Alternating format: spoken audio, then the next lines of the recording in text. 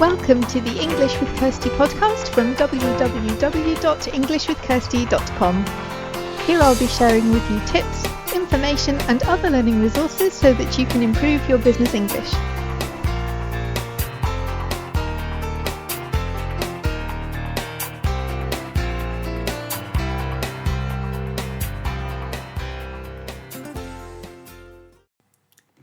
Hi everyone, and welcome to episode 181 of the English with Kirsty podcast. And I'm looking forward to bringing this conversation to you today. It's a conversation I had with my friend and business mentor Lauryn Bradley. And we talk about a number of things really. We talk about communication, how it helps to build relationship with customers, some of Lauryn's tips for doing that. I'm not going to give this a really long introduction now because the conversation speaks for itself. But I hope you enjoy it. If you want to find out about any of the things that we talked about, you can go to the show notes page for this episode, which is englishwithkirsty.com/podcast/episode 181. So, hi, Lauryn. Thanks for joining us today. Can you tell us something about yourself and what you do? Yeah, hi Kirsty, it's really good to be here, and hi to everyone who's listening. So we've got a great conversation planned for today. So I'm Lauryn Bradley, and I'm an entrepreneur, an 8-figure entrepreneur. I'm also a business strategist and a business consultant, and one of my areas of focus at the moment is working with women in business to show them some really smart ways that they can escape the feast or famine trap, and to do that by working a lot smarter without necessarily working harder. So that's what I do. Okay, that sounds really interesting. And one of the reasons I brought you on today is because we were talking about communication and the importance of having good communication skills to start with and communicating well with your customers or prospective customers. So maybe you could give us some of your thoughts around, what makes good communication? What do people really have to focus on when they are trying to get it right in this area? Sure. Yeah, it's a really good question. And I think for me as an entrepreneur that I've always seen communication as a part of relationship building. And the way that I communicate as well as I can do in business is by going the extra mile for my customers. And this naturally enhances the way that I communicate. And going the extra mile for our customers means going above and beyond what we're promising to do. And that involves a lot more communication, which helps us to exceed their expectations. So it doesn't matter what type of business we operate, we can all easily go the extra mile for our customers. And there's some common things that we can do, some common themes around communications that we can do no matter what type of business we have. Do you have an example of one of them? Yeah, so one of them I think is, and this is probably the most important one, is to make a good first impression with your customers or anyone that makes a connection with you.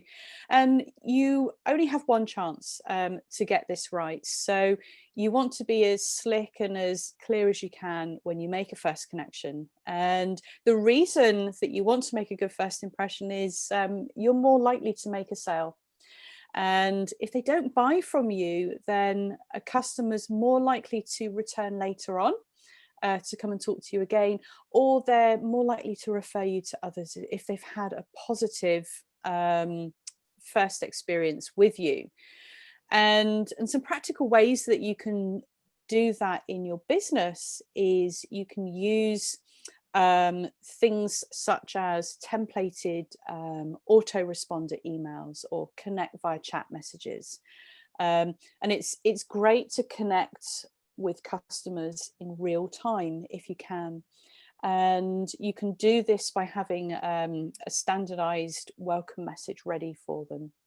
And if you can't connect with your customers personally there and then automated responses that are written in the way that aligns to your own sort of personal style, your brand and your business is probably the next best thing. So it is really important to make a good first impression. And for many small business owners, making that good first impression is likely to either be via the phone or via some kind of business messenger. So it's really important to get this first impression spot on.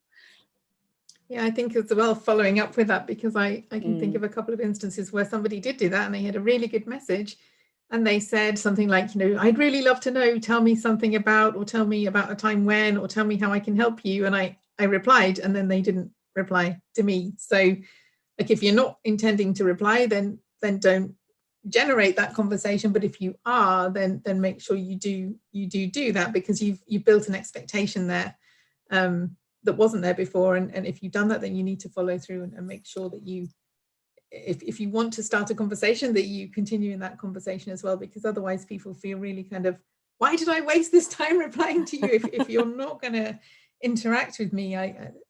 Because normally you wouldn't think to start that email, but if somebody specifically asks you to send them an email and then they don't reply, then that's yeah, absolutely. And to think about, when you do make that first response to them, is what is it that you want to say? How are you going to hook that potential customer or your current customer to continue that conversation? And think about, how are they potentially thinking and feeling, and what are their challenges, and how can you be preemptive to that and continue that conversation?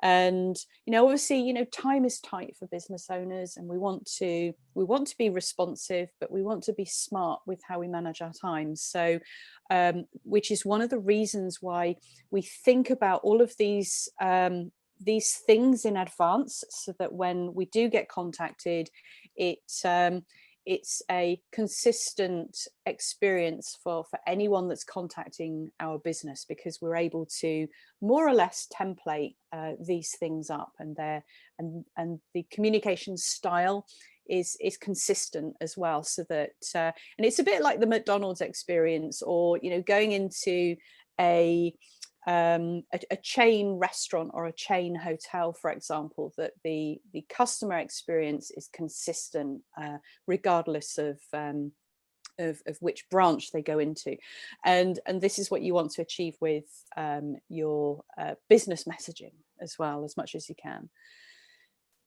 And it's also, I guess, about being authentic, because it has to fit, as you said, with your brand, with your values, with your tone of voice, like how you are normally and how you come across in your messages. There can't be a disconnect, because people will begin to get to know you, and then if they actually do speak with you in real time or in real life, then there has to be a connection there. Otherwise it doesn't feel very authentic. I like that when I read something from you, I can tell it's from you, that you wrote it and you didn't just outsource that to somebody else to sound completely different from how you operate and how you come across.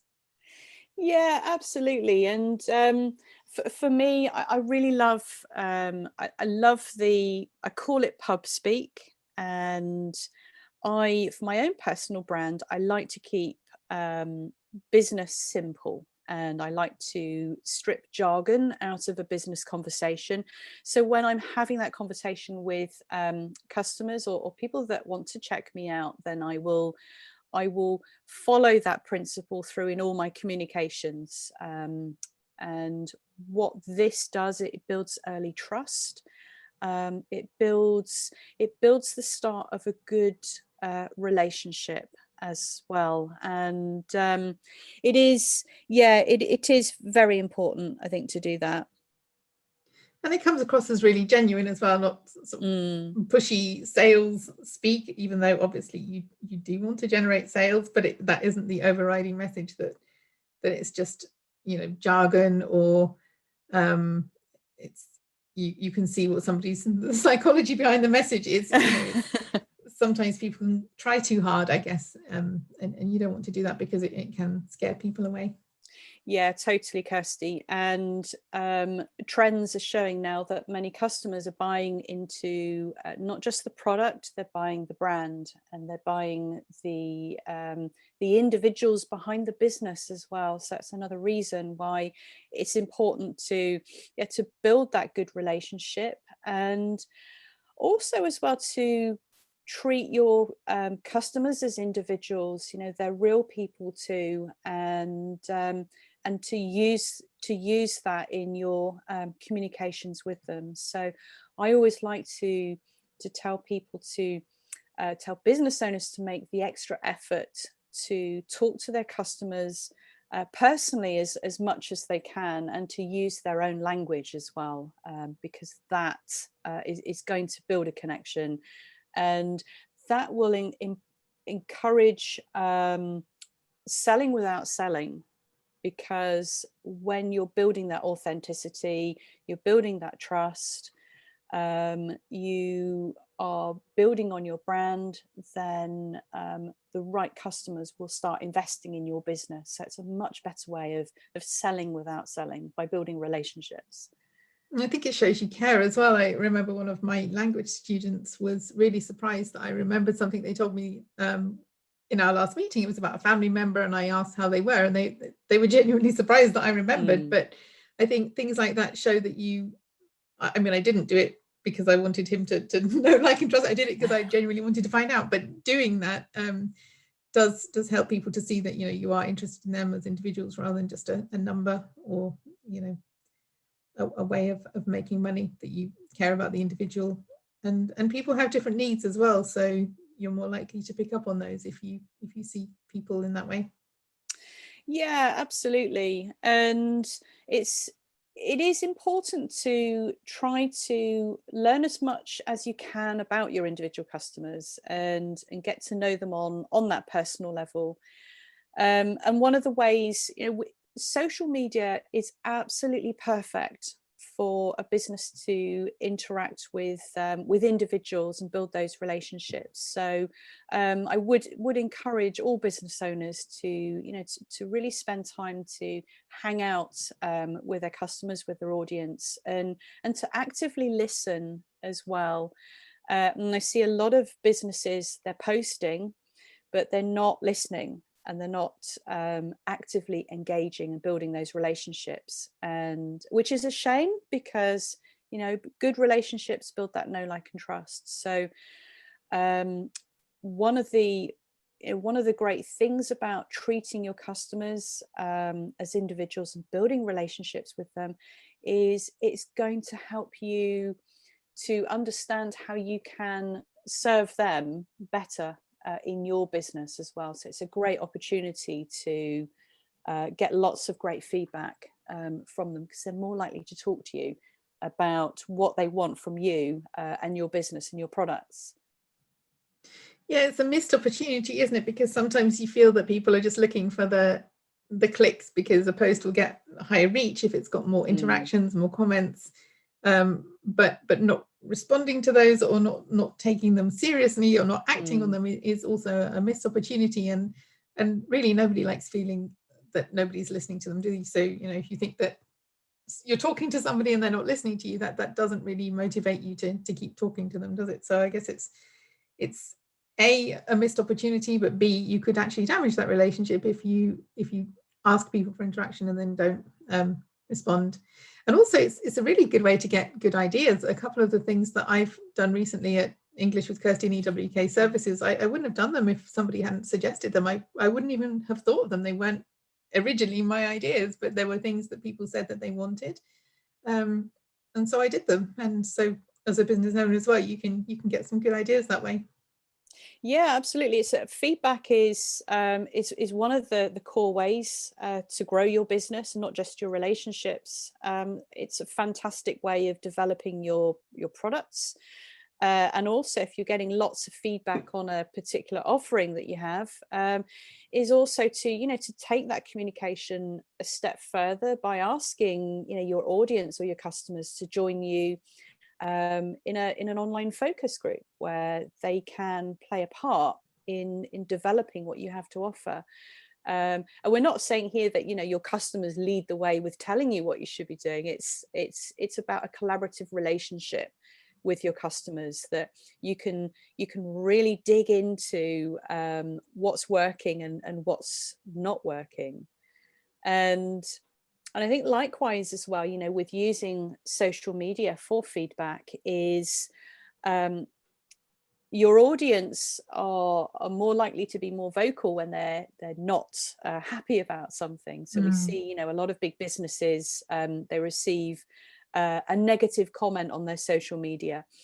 And this also, is a great way to turn around your relationship with your customers is by following up on these responses and by listening to them, and to respond in a positive way that shows that you've listened. Because if you can win back their trust, if a customer has left a negative comment, or they've had a poor experience, it does happen, it's normal, that by turning that around in the right way, that individual can become your biggest advocate for your business, because of the fact that you've taken time to connect and to listen. And we're talking about active listening here, not just sort of listening and not acting on it. So that can make a significant difference in your business, and reduce the churn rate of customers out of your business as well. This will depend on individual circumstances, but generally, do you think it's good to be seen to be doing that publicly, or is it better to take those kind of conversations into a more private space? To obviously, like for data protection reasons, some of it has to be, but in terms of responding to the initial negative comment, do you have any general advice? Yeah, I mean, totally. There are going to be instances where it's more appropriate to take the conversation offline. What I would suggest is, for the majority of comments that get left on social media, is not to resist the urge to delete, but to come back with a well-worded and a suitable response that shows that you're willing to listen, and you want to resolve problems, you want to work together with your customer, so that others reading will see that you are a proactive business that listens and supports customers. So I think as part of your templates around your responses is to think about, how do I respond to different scenarios where I might receive negative feedback, and to get that in your mind first, because it can be an emotional experience when you do receive negative feedback. So it's always good to have something in your back pocket that you can work with, so that when you are feeling emotional, you can pull out a response that you've already anticipated, maybe to a particular scenario, if that makes sense. But yeah, absolutely. I think to have open conversations with your customers on social media, but of course, as the business owner, that you do want to temper these conversations, and not to allow them to turn into sort of any form of bun fight, because that's not going to help your business either.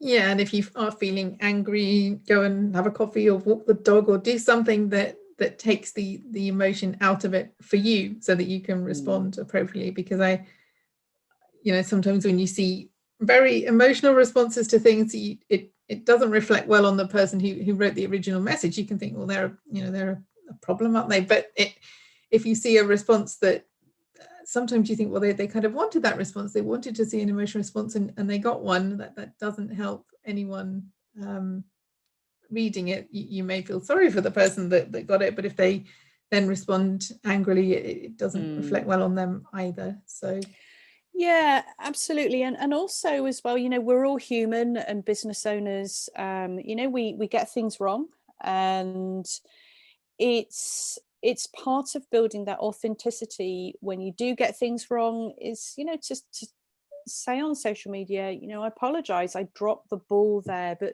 this is what I'm doing about it.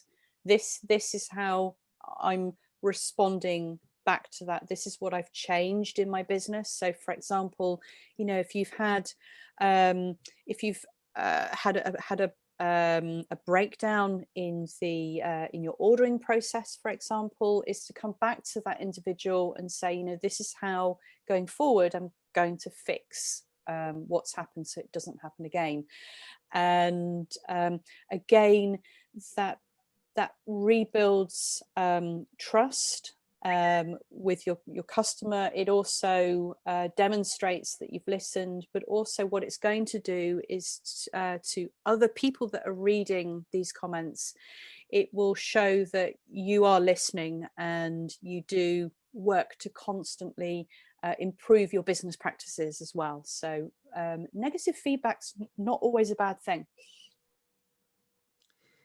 Yeah, sometimes I guess expectations are unrealistic to start with, and there may be negative feedback as a result of those, but often people are just trying to get something resolved. And I think there was some research I was reading about how, not saying sorry obviously is the worst thing, but sorry or sorry but we're going to has better results in terms of people coming back than just sorry.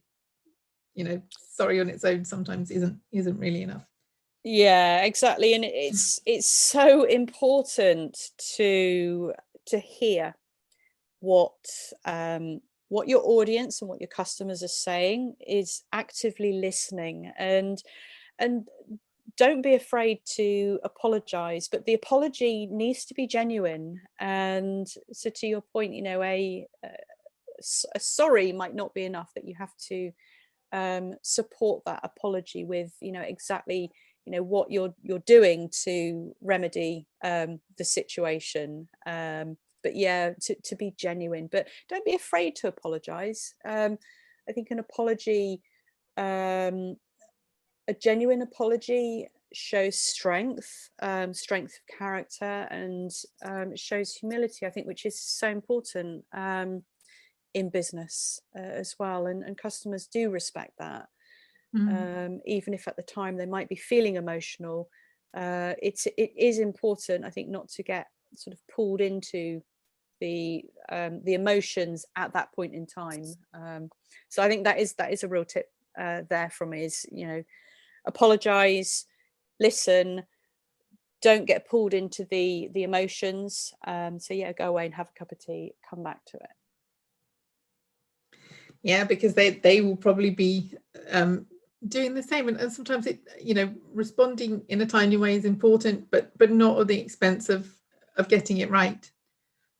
If you need to go away and find some information, if you need to go away and calm down, then that 10-15 minutes is okay. I mean, there are times when a holding response might be a good idea if you need to get some more information, but I think because social media can be so immediate, you can feel pressure to respond to things immediately. But I think everybody knows we all have business to run, lives to lead, and sometimes that extra few minutes just to compose yourself and make the right response is better than just rushing into something just to get it done.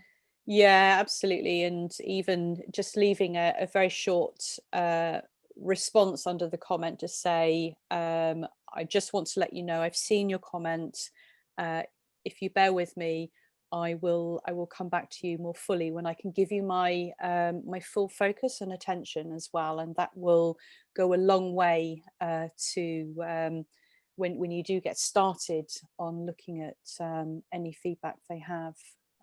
So you can do two things. You can be responsive sort of immediately, but you're not getting pulled into the situation or the the emotions, and you're giving yourself time to think about how you want to respond later on. Is there anything else you'd like to add on that in terms of tips or ideas? Yeah, I think also as well, to be more sort of behaviorally, to be attentive. And this is about being mindful in the way that we engage with our audience. So we do want to be proactive. We want to go and read the comments that have been left for us on social media, for example. We want to be attentive to our customers. And I think patience, again, coming up, is that's something that it can be difficult in an emotional situation to be patient, but it's so important. And also as well, when we are responding and working with our customers, is to make sure that we are coming back to them with accurate information as well. So if a customer is, you know, raising a concern, that we take that time to do the right investigation into what they've raised, that we come back to them with a level of accuracy, because that can make a situation a lot worse. So listen to what they're saying, be as responsive as we can, and to build all of those things into a strategy of how you're going to work and communicate with your customers. So whether you build all of these things into your business's social media strategy, or you build it into your customer service strategy,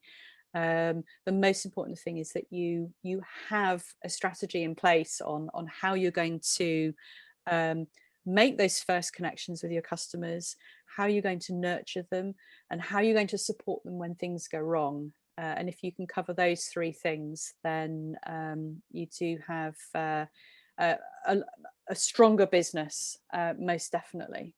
And one that people will hopefully talk about in a good way, because that isn't always the standard experience that you get everywhere. So if you're doing something really well, then it makes you stand out from other businesses that maybe aren't. And so that's you know, people talk about good things. They complain when things go wrong, but they also tell their friends if they have a really good experience. So exactly. And I think also to that point, Kirsty, is not to be worried. You know, if you have reviews on a business page, and if you have a couple of reviews that aren't great, then don't worry too much about that, because if you've responded in the right way, other people will come in and read those reviews. But you know, we are all pragmatic. We don't expect businesses to be perfect, and sometimes things do go wrong. And I think a business that has 100% perfect reviews, again, that may raise an eyebrow or two, because you know, nobody expects perfection. And if something seems too good to be true and too perfect, then again, you know, there's a natural tendency to wonder, you know, is there something wrong? Do reviews get deleted? So don't be too worried about negative or less than perfect feedback, because it's fine. It's part of the course of business. Yeah, and if everything is all 100% wonderful, you do wonder when that's 100% genuine as well.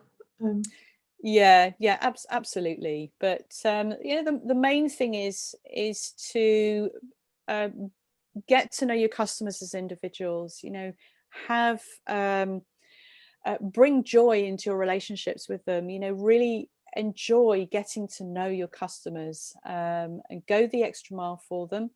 And be consistent with the way that you're building your relationships as well, because consistency also is going to help you to become more efficient in your business as well.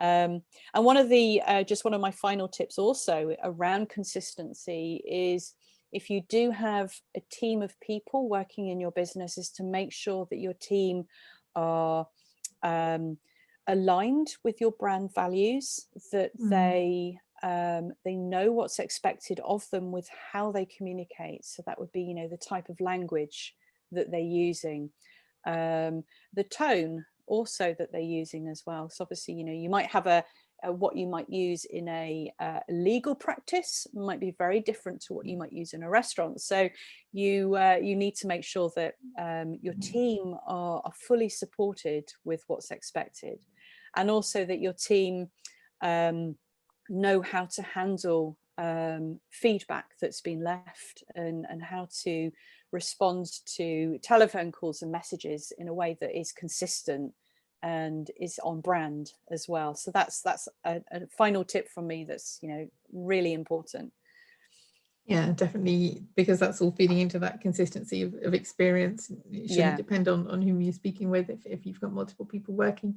or working on absolutely. your social media, because I've never done it, but some people outsource that side of their business, and so there needs to be consistency with how comments are responded to, and what happens if you contact the business in a different way. Yes, yeah, absolutely. So if people want to find out a bit more about you, what you do, and if they want to maybe get in touch with you, or have you got some, I will add the links on the page, but do you want to tell people how they can do that, or if you've got anything coming up that might be interesting for them? Yes, certainly. So I do have a website, so laurynbradley.com. So as Kirsty says, you'll be able to click on the link to that. So on my website, I have a couple of ways of working with me. I have a mentoring program that I work with business owners to escape their feast and famine trap, and to work with me to build six-figure businesses. I also have a book as well, which again talks about skyrocketing your business by loving your audience. So that's selling without selling. And I have a Facebook community as well, which will leave the link to that in the post. So yeah, do come and check me out, and feel free to drop me a line if you'd like to connect with me. That would be amazing. Yeah, I can recommend all of those things: the book, the community. You're in them all, Kirsty. I'm in them all, so I can recommend them. Awesome. Okay, well, thank you for coming to talk to us today. Thanks for being on the podcast and for the tips. Thanks, that's Kirsty. Really useful. Okay, lovely. And thanks, everybody. I hope you enjoy listening to this conversation. Okay, cheers, Kirsty. Thank you. Bye. Bye. Okay.